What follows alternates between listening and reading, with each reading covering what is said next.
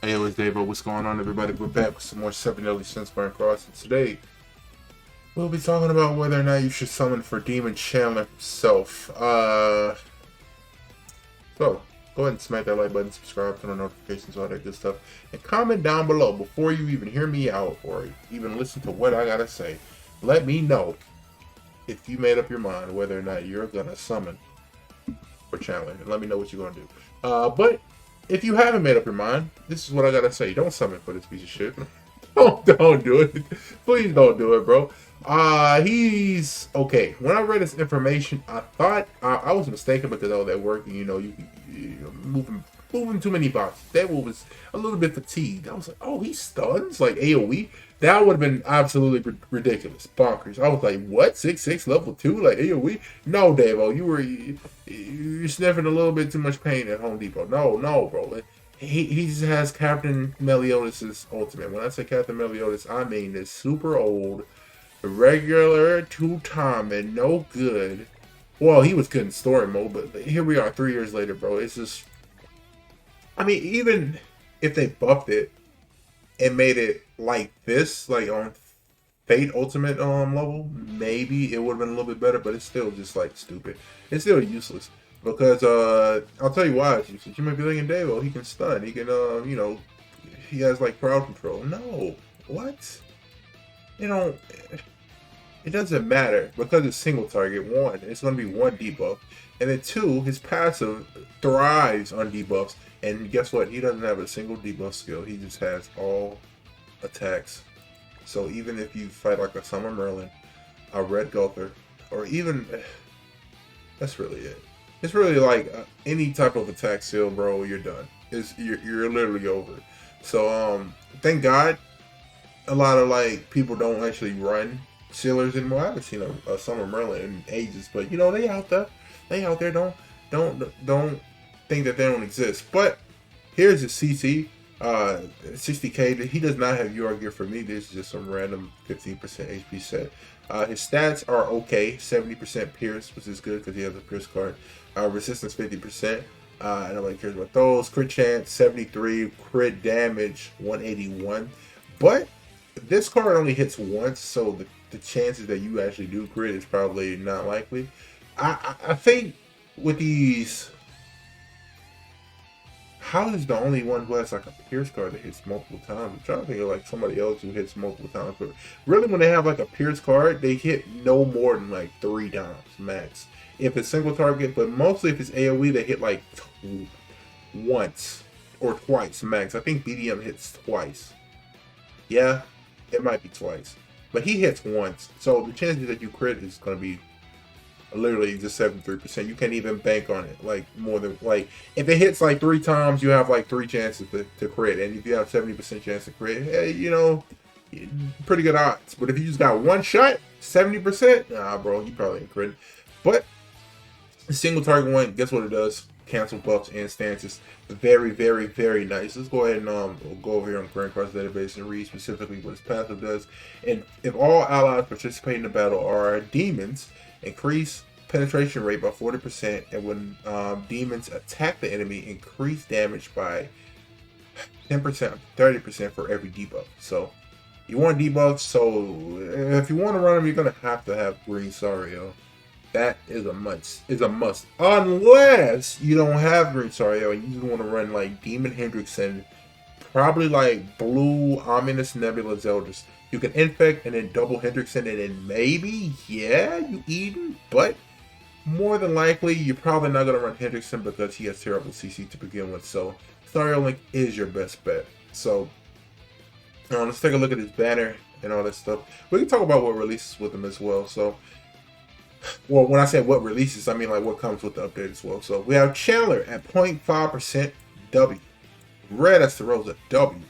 Red Derriere W. Whale Frost W. Blue Seldris W. Camilla W after W after W. Red Awakened Lilia W. MK2 Major Historical W. Chandler, I still think he might be. Yeah, he is better than his new Demon Challenge because he has the Holy Relic and he can cleanse with that Holy Relic. That's pretty good. His Easton is irrelevant. and then Mono. Mono is probably like the second best. Well, the third. No, she is the second best unit on this banner.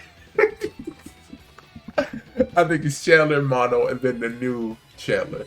OG Chandler, I mean, is first. He is clearly like the best unit on this banner, but it is what it is. Yeah, as you can see, the banner is fantastic. That's sarcasm. It's actually terrible. That is a major reason why you shouldn't summon. I think 40% of it is the banner is awful, and then the other 60% is that Chandler is just not impressive whatsoever. The only redeeming quality he has is his passive specifically. Even then, the passive is like locked behind debuffs. Like the full passive, I mean, if you run a full demon team, you get 40% pierce. That's a W. But I gotta apply 3 debuffs to get 30% increased damage dealt. I'm good. I'm good. You should skip them. Please do. His links are voice crack. His links are melee and Zildjian, which is pretty good, and that's the rows of crit damage. But like I said, you probably ain't gonna crit with him. If any link you gonna run on him, it's probably gonna be Sario if you choose to run him on in the front. I run him in the back with Sario link because I feel like Zeldris has more to offer with a drain and an infect. Those are two very, very, very good cards. Oh boy, birthday is August 13th. What? Really? Okay, so let's go over the update, what comes with it specifically. So September 4th, but y'all get it tonight, Tuesday, essentially. Okay. Yeah, we went over his information. There's the banner. You pick him at 600 pity. I don't know if you want to go that whole pity. If you do summon, I would just say try to summon until you get him, but don't go all the way to pity if you can. But you know that's really up to the RNG gods. Here's outfits: the Nobushi, the freaking aviator, and then the random blue demon costume. I think I like this one. This one is easily the best. It looks super cool. The other ones are look kind of meh. And then a new artifact card set comes out with 4 disasters specifically. You gotta do disaster raids to get them. Increase allies' basic stats by 5%, and decrease damage taken by 10% if an ally with a catastrophe's characteristic is alive. Oh, it stacks. Okay, I'm reading for the first time. I haven't used this card set yet, but apparently increase allies versus stats. But yeah, if they're alive. So if you have 3 on the field, you get 15 and 30. That sounds too good to be true. But let's just say like bare minimum, you get 5 and 10% decreased damage taken. So that's still pretty good, even if that's not the case. And then the PvP rules coming out. This one just came out on JP, and we're kind of going crazy. You know, content is at an all-time, well, not all-time high. It's just like helps the content during dead periods of the game. But first week, when attacking an ally for every debuff on the enemy, recovers HP by 5% of damage dealt. The main Grand Card's database doesn't show, but it's a main rule that increases single target damage. So that is what you should be looking out for. These are just like sub-weekly passives that come along with the main 30%. If all heroes receive damage, increase attack by 10%, stack up to 10 times. And then the third week, increase damage of heroes with a max ultimate move gauge. Increase damage. So if I have... Jesus Christ. What is that now? Oh man, the idea is just floating to my head. Top 100, Wailu is back too if you want to push that. You can now check the relic crafting list. I have yet to even do this. Let me go see real quick. I haven't even seen it myself, but we're gonna see it for the first time. Let's go. Creature's Nest, and then yeah, it's right here. So these are the relics that you can build. As you can see, Davo needs to get grinding because I don't have a lot of relics, but I actually do need to get them for GP, and then just separated by tabs too, and see which ones you can make. So which is a big W. I have more deer relics than birds. Crazy. And then this I strictly just bought this pack. I don't even. I got 3 out of the 7. It is what it is.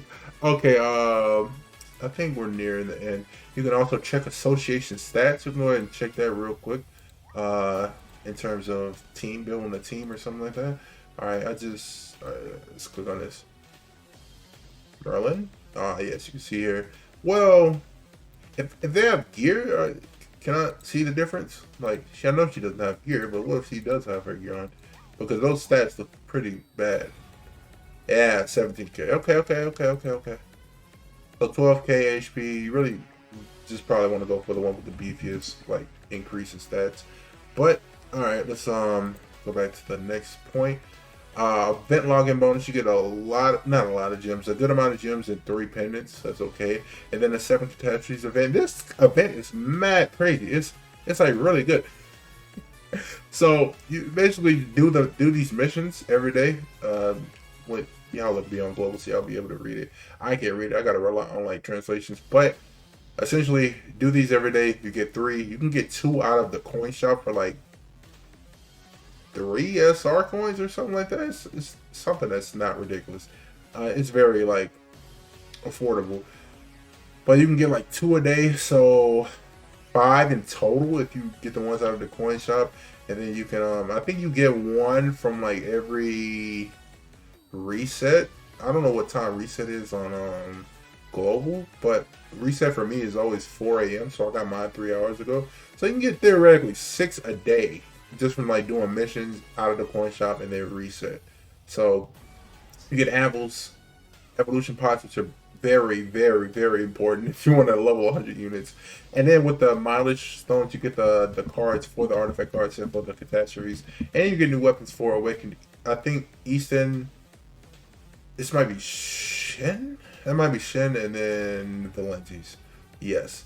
And then special disastrous battle. You get freaking how many is that? 8 gems. 8 times 3, 24 gems.